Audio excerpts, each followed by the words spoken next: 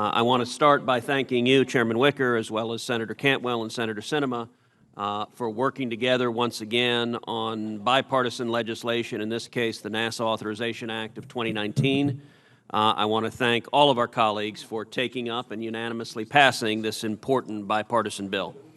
As we look out over our space landscape today, what we see is very different from the landscape in 1969.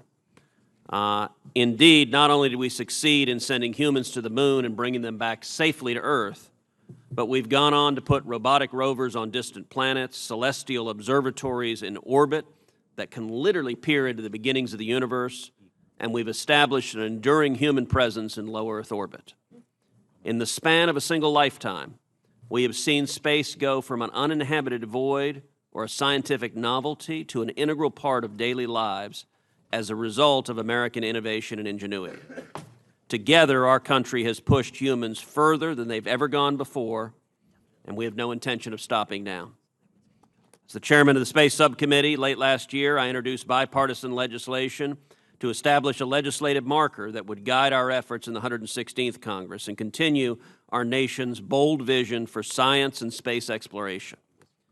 I'm proud to say that with our bipartisan work, the NASA Authorization Act of 2019 does just that. Not only will this legislation help ensure that Americans safely return to the moon and establish a sustainable human presence on the moon, it will also help ensure that the United States maintains dominance in low Earth orbit by creating an environment for continuous human presence there through and beyond the life of the International Space Station. This will enable us to use low Earth orbit as a testbed to advance human space exploration, further scientific discoveries, truly commercialize space in low Earth orbit and beyond, and protect our national and economic security interests by continuing to be the default partner in human space flight for international partners. As a lifelong Houstonian, I'm also proud to say that taking these steps will help continue and ensure the historic Johnson Space Center, the JSC, continues its legacy as the crown jewel of human space exploration. Furthermore, this legislation was designed specifically to make America's dreams of putting the first boots on Mars a reality.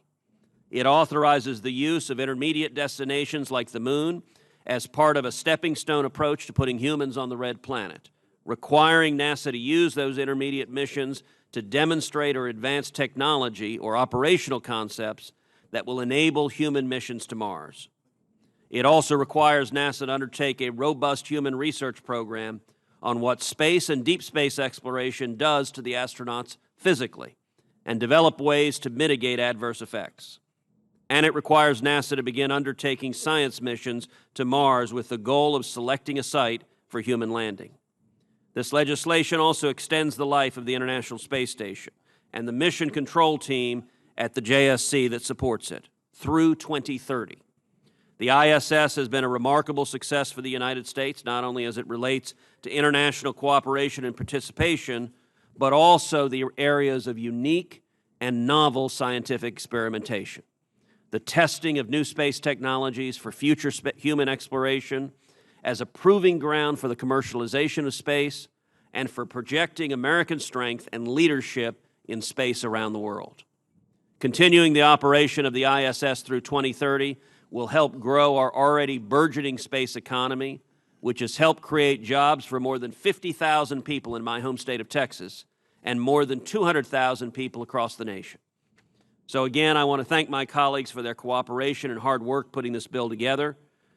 We can all be proud of this bipartisan legislation, and I look forward to continuing to work with my colleagues here in the committee and in the rest of the Senate, and to hopefully getting the House engaged on this important effort as well so that we can pass the NASA Authorization Act of 2019 and send it to the President's desk for signature.